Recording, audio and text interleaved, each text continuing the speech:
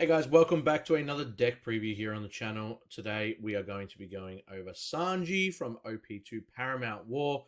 If you guys enjoy these types of videos, make sure you subscribe, leave a thumbs up on the video, and drop a comment with what you would change or if you're excited to play this leader, or what you think of this preview itself. OP2 is literally a few weeks away as recording of this. It might already be out by the time you get to watch this video, but make sure you check out all the other videos. And if they're already out, or get excited for the other deck previews, because I will be doing a preview on every single leader that comes out in this set and probably going forward for every set that comes out too. So you don't want to miss those if you want to kind of get a heads up on what you're looking at playing or getting an idea. So let's jump into today's video, the multicolor Sanji.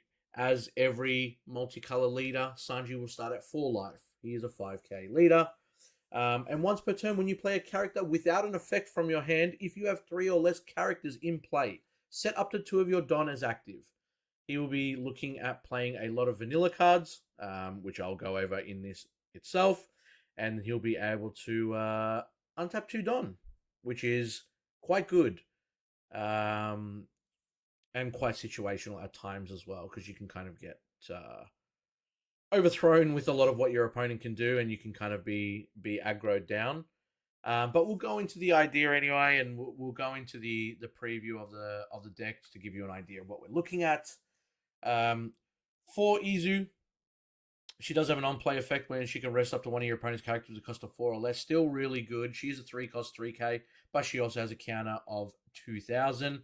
Absolute 4 of. It lets you control the board. It taps the blockers down if you're going for game, but it also gives you a 2,000 power if you've got other ways to kind of get around that. Shinobu 4.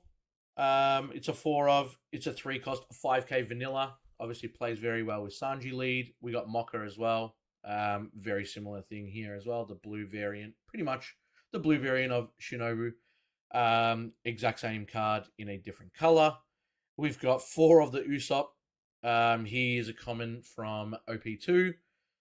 We've got 12 in total. 16, sorry, in total. 16 vanillas. A very cheap starting point for this deck.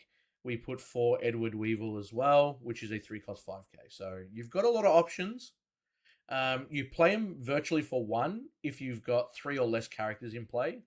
So I mean, you can pretty much play multiple a turn. Don't forget the leader is only once per turn. So you're only allowed to do that 1 time. But this is where the deck kind of starts to get interesting as well. We're obviously going to put 4 Trafalgar Laws in here. For those that don't know, I'm not sure how you don't know unless you're brand new to the TCG in set 2. This card is absolutely insane in green. He's a 5-cost 6k. He has blocker, and majority of obviously leaders and stuff like that are 5k, so he pretty much almost blocks a free swing. But his on-play effect is also insane. You may return one of your characters to your hand. Play 1 character card with a cost of 3 or less from your hand. This can be cards that have already swung, and this can be just, for other types of decks and stuff like that. He can kind of put the pressure on with characters that have rush, for example. So then that way they can swing on the turn that they're played with this effect. Playing him and then being able to bounce a vanilla back and then playing a vanilla in its place. You can play the exact same card if you really wanted to. You'd probably swing, let's say with Weevil. You'll play the Law, you'll bounce the Weevil back, you'll put Weevil back into active mode, and then Sanji will be able to untap 2 Don. So Law costing 3, being able to untap something like Weevil, for example, or even Izu if you want to, like I said, get rid of a blocker. So you can kind of go for lethal is quite insane. And being able to untap 2 and making all these cards cost 1, it's a reason why we put 23 costs in the deck. Moving on, however, we're going to put 4 X-Drakes. This is from OP1 as well. It's a 5-cost 6k.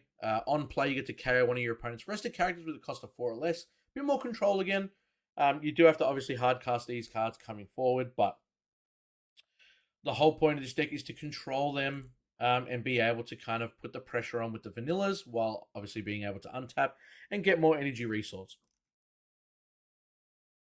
4 vanilla Mihawks, 6 cost 8k. We're already starting to see, well, we're already seeing big body vanillas come out onto the field because they're so powerful, they're so strong.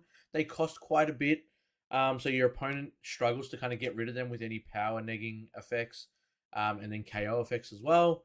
Not really much that can kind of hit this vanilla Mihawk, except for the next couple cards that we're about to show off, which is the four of the 7 cost Doffy from the starter deck. On play, he can return a cost 7 or lower character to its owner's hand. Very, very strong card. It's going to be a constant play in a lot of blue decks going forward. He's just insane. Being able to bounce 7 cost or lowers is really strong. He deals with a lot of stuff that opponents try to like set up with on their board as well. So definitely a 4 of. This SR doesn't have combo power for the fact of his effect being so strong. And we're also going to put into Mihawk as well, an SR from set 1. The Doffy is from the starter deck. 9 cost 9k. On play, place 1 character that costs 7 or less at the bottom of the deck. The Doffy puts it back to their hand so they can play it again next turn. But Mihawk actually puts it to the bottom, but he does cost 2 more, but he has 2,000 more power. That's why we've only put him at 2. We got to remember that the main play style of Sanji is to play your vanillas and try to put the pressure on while untapping your Don. Gonna put 4 Punk Gibson in. Stock standard. I wouldn't put this any lower. It's a 2k counter. Your leader up to one of your characters gains 4,000 power for the duration of the battle. Then rest one of your opponent's characters that cost 4 or less. You can rest something that's kind of maybe, again, a blocker that might be sitting there. So then your turn, you can kind of swing in and go for game if you really wanted to, or you can swing into that blocker. You've also got the ability to kind of rest an opponent's attacking card that might come at you if you just want to kind of, again, control the board. Absolutely fantastic card. Wouldn't put it any lower than 4. The trigger also, if you hit it from life, you can rest one of your opponent's characters. Doesn't matter if it's 4 or less. That's just rest one of your opponent's characters. It's not going anywhere. It's staying at 4 for the foreseeable future. 4 Love Beam, another amazing card. It does cost 2. It's a counter. Your leader or up to one of your characters gains 4,000 power during this battle. Then draw 1 card if you have 3 or less cards in your hand. The benefit of obviously Sanji is he is blue and green, so you'll be able to have both of these cards in your deck, which both are an absolute mandatory when you're usually playing either blue or green. Does not have a trigger, so you really want to kind of hope that you see this in your hand more than you see it in your life. And then a brand new event card that we're going to be chucking in as well. It is a 3 cost, but we are going to put it at 4. It is the 3 sword style Onigiri.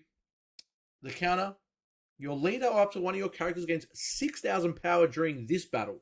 Then you may play up to 1 character with a cost of 3 or less without an effect from your hand.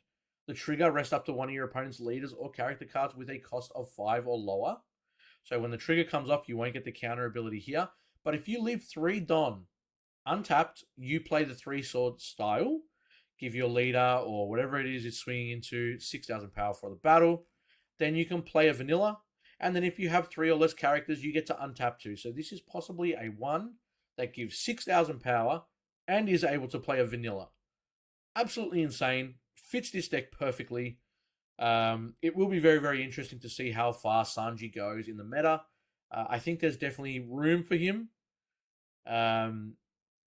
It just really, it depends what deck you come across, but I do think there's definitely potential for Sanji to make a mark, and I'd love to see how this really does play out going forward with OP2 and what people might even come up with that might not be this list. So that's everything from me, guys. That's what we're looking at here. This is my Sanji preview. I think this is kind of what I'd be going with if I was to make this lead. I'm still quite undecided on what I'm going to play in set 2, but I'm creating these to give everyone an idea and to also kind of keep it in the back of my mind. So I really hope you guys enjoyed this video today. Make sure to check out the other ones, depending on what time you started watching this one, if I've got other ones out there, but I definitely will be uploading more, so make sure you subscribe so you don't miss any of our drops. And once again, guys, thank you so much for your time. Take care and hopefully see you in the next video.